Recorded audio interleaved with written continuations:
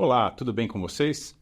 Eu estou ótimo. Olha só, nós estamos em maio de 2024. Isso quer dizer que já faz pouco mais de 5 anos que eu descobri um câncer. É isso aí. Foi câncer na próstata. E agora, nos próximos meses, eu vou receber a alta médica. Bacana, não é? Passou bem rápido para mim e eu resolvi contar como foi todo esse processo. Pode ser? Senta aí. Era final de 2018, algo outubro, novembro, e eu, além de freelance e parceiro aqui no estúdio, estava começando também um trabalho temporário numa multinacional. A contratação inicial seria 3 meses, com prorrogação de mais 3 e talvez mais 3, totalizando 9 meses, no máximo, como diz a lei. Na hora da contratação, eu optei por ter uma cobertura de saúde, claro, eu escolhi a mais tosca do cardápio. Afinal, era um trabalho temporário, e assim foi. Então, no mês seguinte, com o contrato assinado, eu entrei no site do tal Seguro Saúde e agendei geral. Era uma oportunidade de fazer toda uma checagem de saúde, que embora seja possível fazer isso no SUS, e eu já fiz, claro, mas tinha que aproveitar a dinâmica de um atendimento mais rápido, de laboratórios mais modernos, confiáveis. Mas veja, eu não estou me explicando, só estou te contando. Bom, em janeiro ou fevereiro chegou a vez dos exames das vias masculinas. Então, meu critério lógico e científico para a escolha do médico que eu iria me consultar foi assim: qual o proctologista ou urologista mais próximo de onde a minha filha mora? Eu vou na consulta, ele pede os exames e depois eu pego a criança e a gente se joga nos sorvetes e tal. E assim foi. Pouco depois, os exames voltaram e tinha alterações no PSA. O PSA é um exame de sangue que mede os níveis de uma determinada proteína produzida pelas células da próstata.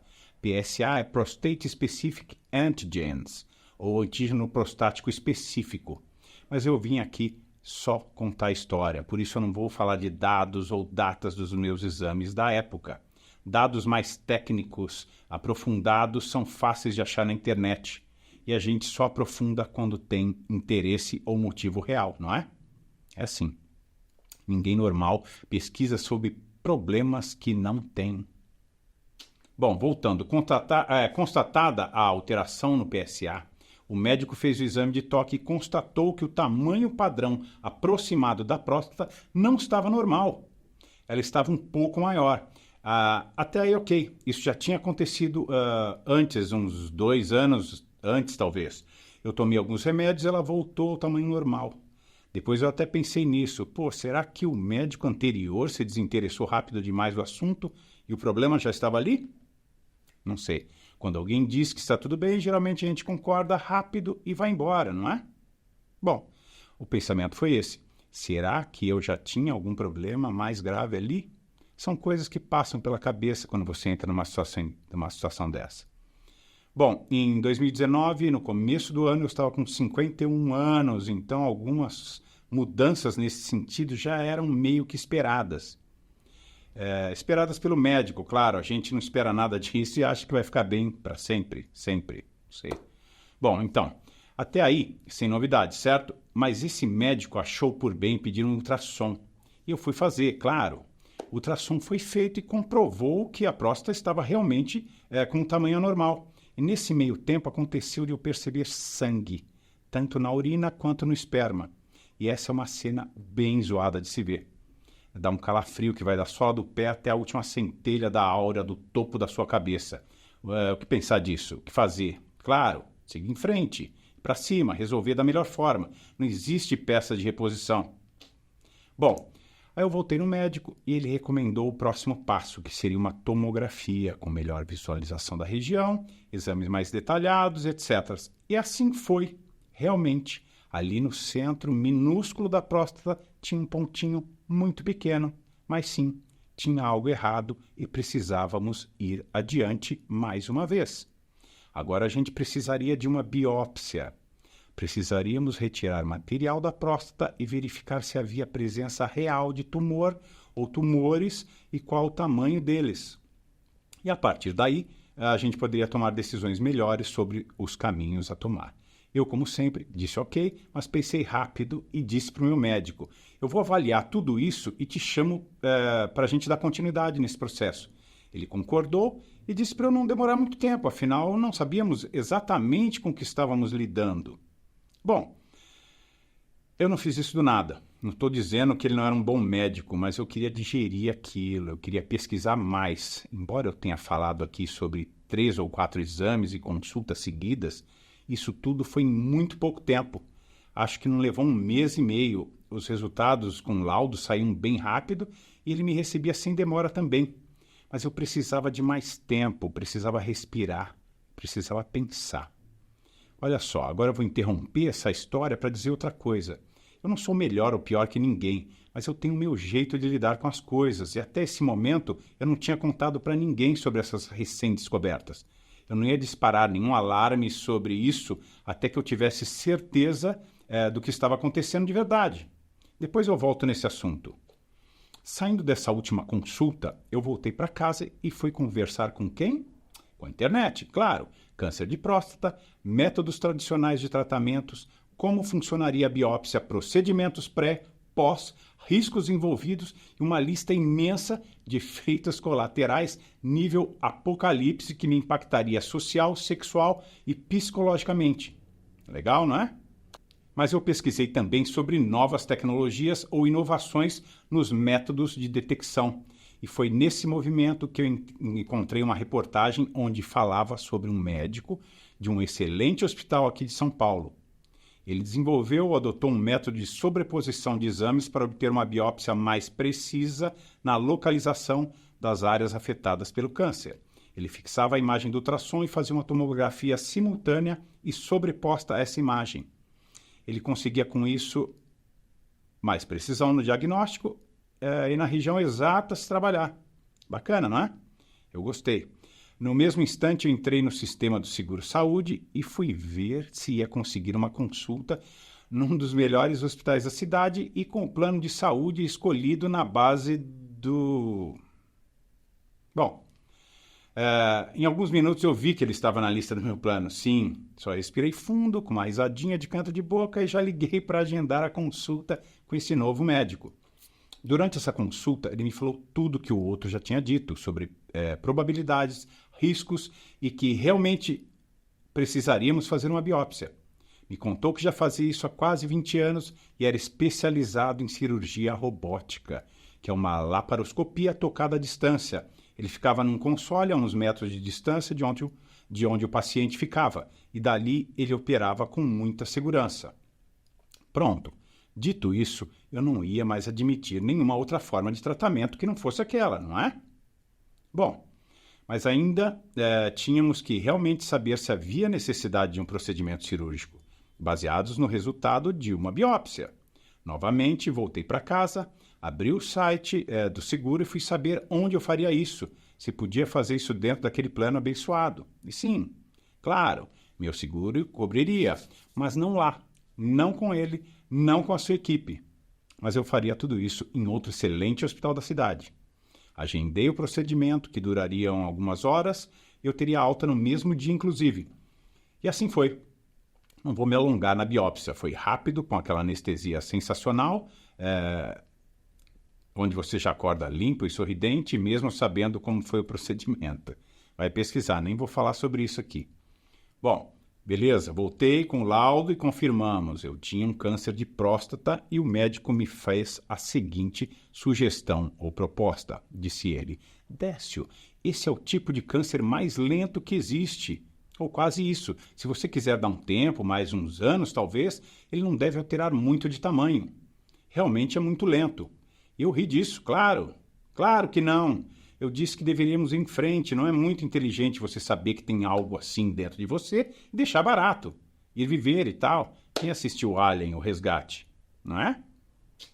Bom, agora o papo seria reto. Já sabíamos onde estava o problema e o que deveria ser feito. Agendamos a cirurgia para o dia 22 de maio de 2019.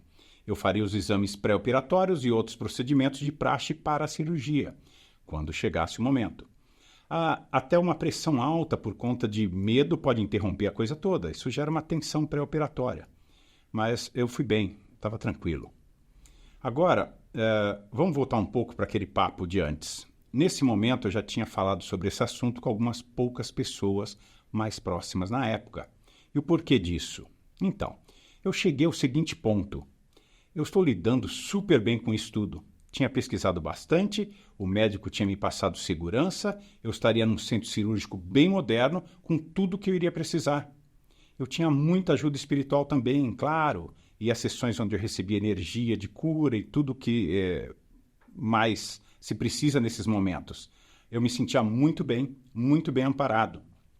E naquele momento, eu achei que se colocasse a boca no trombone sobre o câncer, eu teria que lidar não só com as minhas emoções, mas com todos os medos de todas as pessoas que não sabiam tanto quanto eu sobre o meu problema. Eu achei que as pessoas iriam me sabotar. Elas iam me contaminar com medo delas, em forma de olhares piedosos ou perguntas sem fins, com tons amáveis ou negativos. Não importa. Foi então que eu resolvi que eu contaria depois, seja para convidar para uma festa de despedida ou para dizer que estava tudo bem. E assim foi. Até a minha filha não conseguia falar comigo direito. Ela tinha uns 10, 11 anos, devia achar que eu ia morrer e ficava meio paralisada com a possibilidade, acho. Pois eu vou perguntar para ela qualquer dia. Bom, voltando. Mantendo o padrão anterior do meu plano, a cirurgia seria feita em um terceiro hospital. Também um excelente hospital aqui de São Paulo. Mas o meu seguro saúde achou que estava muito fácil e não quis facilitar tanto. Eu tive que pagar uma parte do procedimento no check-in do hospital, no dia da cirurgia. Eles alegaram que a cirurgia robótica era um procedimento experimental. E na prática, a cirurgia robótica estava há pelo menos 20 anos sendo feita aqui no Brasil. Experimental, né? Depois no escritório de advocacia de uma amiga queridíssima mostrou a eles que não era bem assim. Mas isso é outra história. Bom, enfim, sem mais desvios, eu fui para a cirurgia, 10, 9, 8, dormi. Acordei bem, tinha uma sonda para poder urinar. Eles retiraram a próstata e a vesícula seminal. A vesícula, provavelmente ela foi por conta da possibilidade dela já estar contaminada. Hoje eu tentaria questionar sobre esse procedimento, mas ok. Deu tudo muito certo e dentro do esperado, segundo o próprio médico que me contou isso, super animado após a cirurgia. Esse dia 22 foi numa quinta-feira. No sábado cedo eu tive alta e voltei para casa. Fiquei com aquela sonda por 1 mês e alguns dias. Era a única coisa que me incomodava fisicamente. Tenho também 5 marcas dos furos da cirurgia no abdômen e a minha última consulta com o médico, acho que foi no 1º dia de julho. Ele retirou a sonda em 5 segundos infinitos eu estava livre dela. Ali mesmo ele me disse que a biópsia pós-cirurgia indicava que tudo de anormal tinha saído no procedimento e agora eu só teria que fazer o acompanhamento mensal, trimestral e finalmente semestral ao longo dos próximos 5 anos, para me certificar de que realmente eu estaria livre daquele câncer. E assim foi. O tempo passa rápido, hoje é dia 22 de maio de 2024, passados 5 anos da cirurgia. O meu seguro-saúde terminou 1 mês após o final do contrato de trabalho. Isso foi 1 mês após a cirurgia. Interessante isso, né? Bom, aí eu fui para o SUS para fazer esse acompanhamento periódico num primeiro momento. Esse atendimento foi na Santa Casa de Misericórdia. E aí veio 2020 e eu dei uma abandonada geral de 1 ano e pouco mais nessas consultas e exames periódicos, por conta da pandemia. Eu estava bem, não vi necessidade de ir lá disputar espaço com as pessoas que estavam no meio de tratamentos pesados, com química ou radiação. Eu não precisei disso, nada disso. Depois que tudo se acalmou, eu voltei e dei continuidade ao acompanhamento padrão no excelente Instituto do Câncer Dr. Arnaldo, que é o primeiro hospital dedicado ao ensino e pesquisa de câncer no Brasil. Eu sei dizer que nesses últimos 5 anos, às vezes até esquecia que passei por isso tudo. Meus familiares, amigos e conhecidos souberam de tudo quando eu já estava bem. Algumas pessoas sorriram, nervosas, outras ficaram bravas e xingaram um pouco, mas deu tudo certo no final. Uns amigos até me deram uma festinha de sobrevivente. Para finalizar, eu preciso confessar, sim, que hoje eu vim aqui gravar esse vídeo só para chamar sua atenção. Chamar atenção para aquele momento que eu decidi ir me consultar de forma preventiva, sem esperar o mês certo, da cor certa, sem esperar ter alguma dor ou sintoma que me forçasse a ir a um médico. Sabe do que eu estou falando? Vai ver como está a tua saúde.